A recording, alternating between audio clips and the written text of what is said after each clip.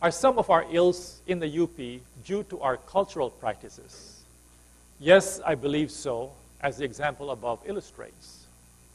Although I realize that there is a political entity called Barangay UP Campus, I think we have to conduct ourselves outside of the barangay concept if we are to stand in the rank of a truly international university.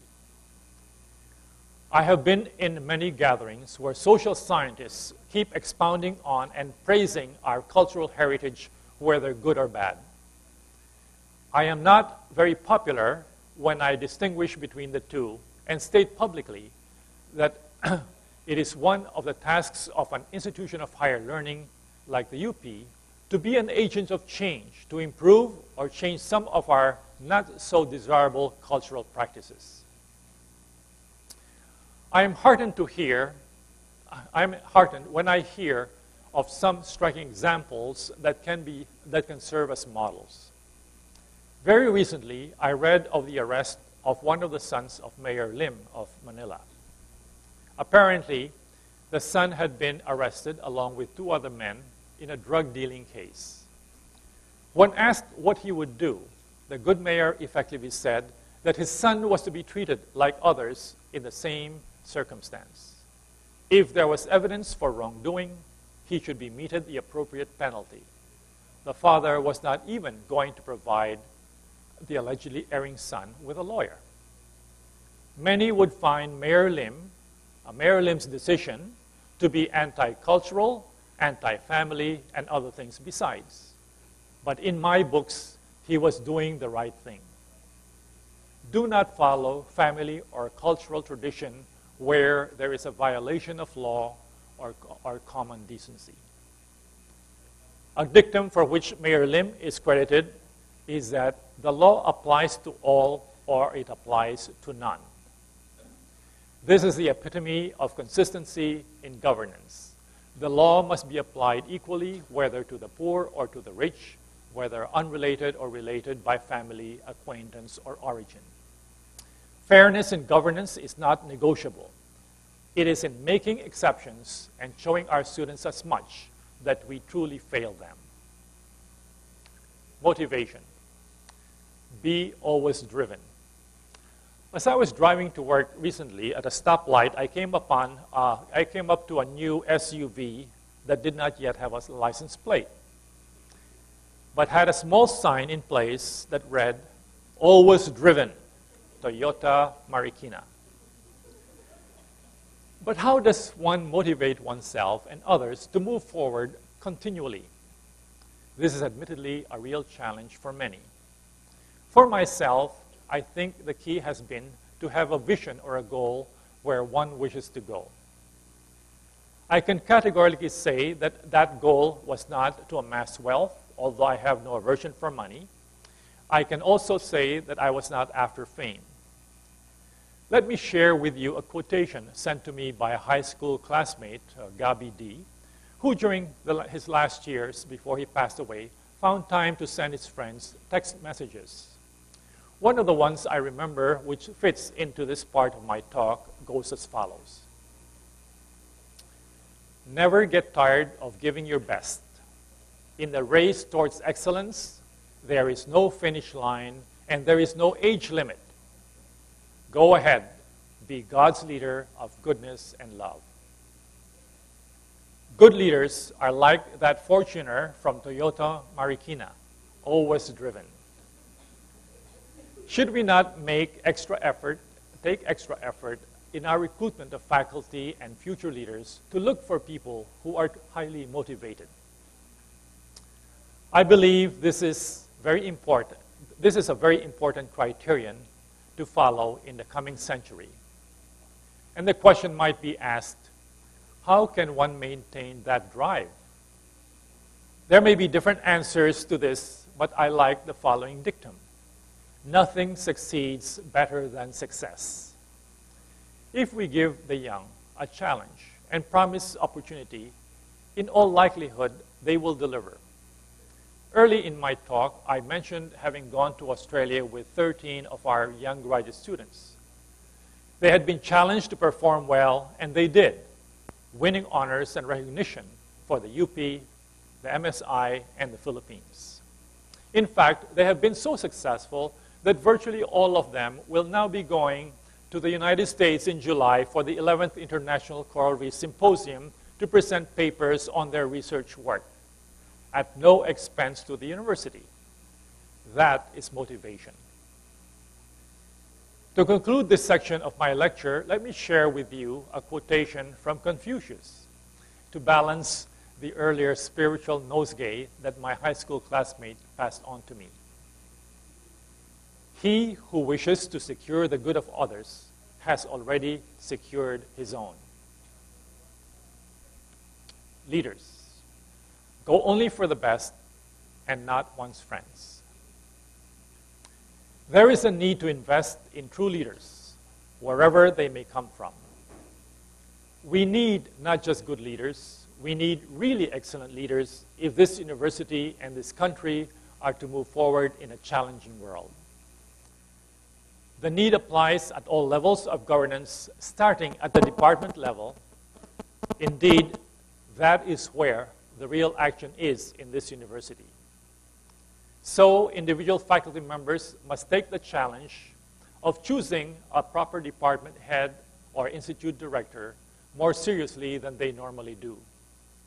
Again, it may be useful to remind one and all to get out of their parochial or barkada mentality when nominating department heads.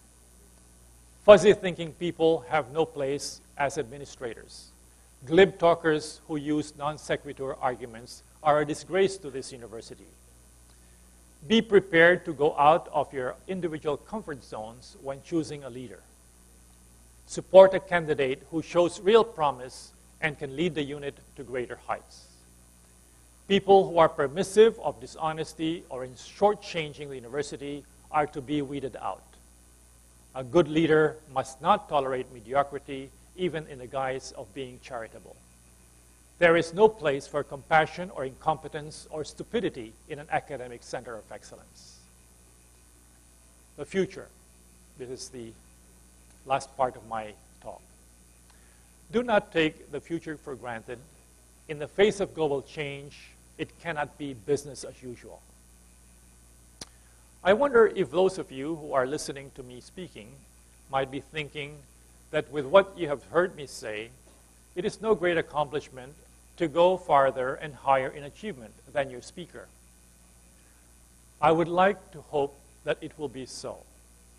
But I am afraid to say that the future will be a more challenging world than the one that I came into and the one which I will be leaving.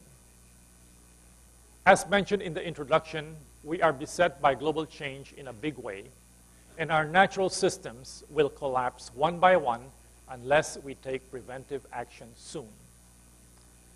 Many feel that the greatest threat is a buildup of greenhouse gases, which, in addition to bringing about higher temperatures, will also cause chemical changes in the oceans, which act as a sink for carbon dioxide. It is not my intention to explain the processes involved. Those interested can refer to the review paper in Science that I mentioned previously. Instead, I would like to point to an area where the UP might make a significant contribution, particularly the School of Economics, the College of Business Administration, and the National Center for Public Administration and Governance. The world is hurtling into chaos because our paradigms for development are flawed. As has been pointed out by wiser men, the economic models we follow assume the availability of unlimited resources for development. The accepted development models require not one planet Earth, but an increasing number of planets, if everyone attempts to follow the American dream. Can some of our experts in economics and governance invent or formulate other economic models that suit a finite planet and show the way to implement them? I think this is an area that has much potential. And this university can have no better contribution to our country and to our society in the coming 100 years than to propose an alternative model for development that does not tax this planet to extremes. We in the natural sciences will try to address the symptoms as best we can, while the social scientists address the more fundamental issues of a sustainable development mode. Thank you.